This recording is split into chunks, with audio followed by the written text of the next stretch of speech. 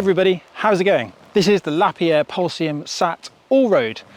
I'm going to talk you through a few of the changes that I've made to this bike in order to set it up for the gravel championship, which is happening next weekend, and a few of the changes I've made to personalize it for my own preferences as well. And we'll talk through the standard spec of the bike too, and then we'll go out for a ride and I'll show you a few of my favorite features of the bike. You may or may not remember that last year I rode a yellow Lapierre Pulsium and it was a size large. This one's actually a size medium, which is definitely more my size. The biggest difference for me personally is that the head tube's slightly lower, which means I don't actually need that negative stem on there anymore, but that stem's on there because it's the only one that I have at that correct length. So at some point soon I need to sort that out. The bike comes equipped with Shimano GRX. This bike also comes equipped with the off-road Schwalbe tyres. This is the biggest difference from last year's Pulsium to this version. Last year's was definitely a road bike focused on the endurance road riding scene, so ultra endurance events where you can put big frame bags in and focused on comfort. This one, however, takes that a step further. It's the same tyre clearance, the frame is almost identical, but it comes equipped to set you up for riding off-road. So we have the Shimano GRX group set with a 31 front ring and a 48. On the back, it's an 1134. So you have gearing that's going to equip you for some serious adventures in some hilly terrain. So accompanying the gravel-esque setup of this bike, the bike came equipped with some flared handlebars. It came with 44 centimeters, that's measured to the hoods, flared out into the drops. Now the drops were seriously wide, and because I'm using this on a very gentle gravel circuit, I've gone for some road handlebars on it. They are 40 centimeters in the drops and they flare into around 37 centimeters in the hoods. So they are really quite narrow, but last year we averaged over 35 kilometers an hour, so aerodynamics is going to make a big difference in this event, and I genuinely at this point in the season need all of the help I can get in that event. So I've gone with a really aerodynamic setup at the front. The bike came with DT Swiss aluminium rims. I've again used the wheels from last year, the Alt wheels, carbon, 45 millimeters deep. They're just a little bit lighter and a little bit stiffer, which is going to make the bike feel that little bit racier. One of the major differences that I've made to the Lapierre Pulsium from last year is that this year I've set it up much more equipped for road riding. I don't have the foam inserts in the tyres which I used last year. The event itself is super smooth. It's really quite a safe surface. I was concerned there could have been rocks and all sorts of things, and I'd want to protect the rims if I was running low tyre pressures. I've even gone with road pedals this year. Last year I used the SPD mountain bike pedals and the Bont shoes. This is better because then I can use my Wahoo power pedals, which is going to help.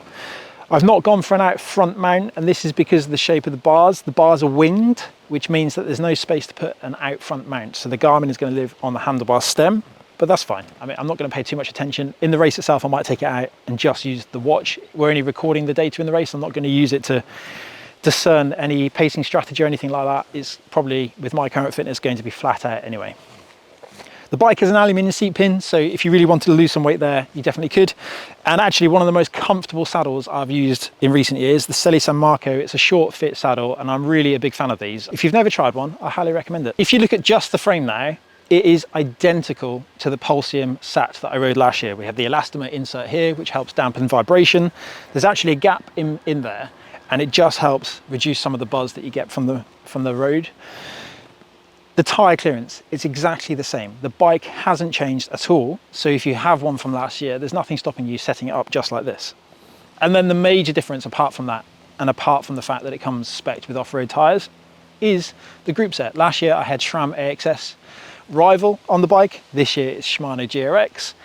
It's mechanical, which I actually think is potentially safer for the sort of thing that someone might want to use this bike for. If you're going to be going and doing big expeditions, you don't need to be concerning yourself with battery life of any of your accessories. So having a mechanical group set is potentially a big plus. And then the final thing, you'll notice we have some updated colours, and I really like what Lapierre have done with this. I think it really helps stand out. When you compare this to my road bike, the Ezesty, which has a very discreet design and logo, I really quite like the loud logo, and it's big and it's bold and it helps the bike stand out, and I think that's a good thing in my eyes. There's not a lot else to tell you about the bike really, other than I've absolutely loved riding it, so let's go out and do that.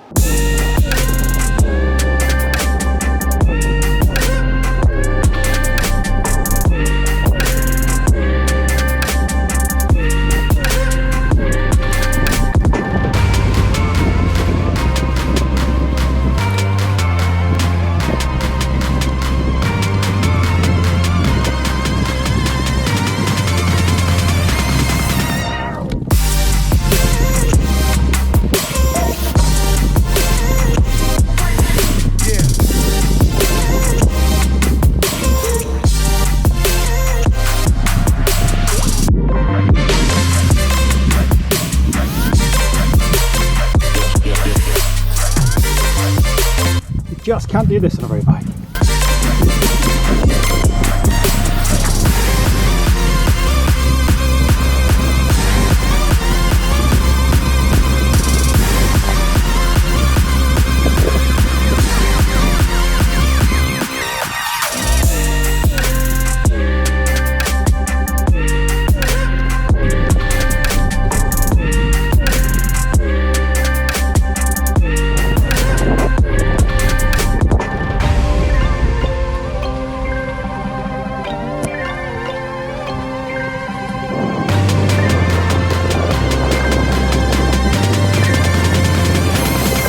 One of my favourite things about the bike is the fact that it does have off-road tyres, which just means a normal road ride, a normal training ride, have a little bit of added fun thrown in there. So I couldn't do this on my normal bike, and sure, you've been able to do this on cross bikes and all the rest of it. And I like that because I think in all of our heads at some point we have that what if I had just one bike. I actually think one of the most enjoyable aspects of cycling is the novelty of doing something on a bike that's probably not suited towards it. So like riding these bridleways over the rocks and the old mining routes around. It just adds that element of adventure and that novelty factor. One-handed doesn't make it any easier. As I'm sure you can imagine though, it's the really fine gravel where this bike actually excels. So where it's not too bumpy, not too stony, not too rocky, but just fast. You could bring a road bike here definitely, but it increases the risk of punctures and it's just that little bit more harsh. Whereas the 32 to 35mm tyres that you can fit in this bike just make it's so fast and it's good fun. It's a great place and a great way to explore different trails. These are the mines and mineral tramways, which were huge in the 1700s, the 1800s, whereas now they're just a recreational area, a World Heritage Site. It's brilliant for riding, really good fun. This is all part of the Great Flat Load Network. You wouldn't have to go very far from here to link up to loads of different other trails and see some really incredible old buildings. I'm going to enjoy the rest of my ride. I really hope that you enjoyed this video, found it useful. If you have any questions, please drop them in the comments below. And then finally, what do you think about bikes like this? Is it something that's unnecessary? Is it the future of road training? Please note, I don't say road racing. I think for training on the road, for lots of us, myself in particular, I think it's a great way to add opportunities to do different things into my riding. I'd love to know your thoughts. Thank you very much for watching. I'll see you again soon.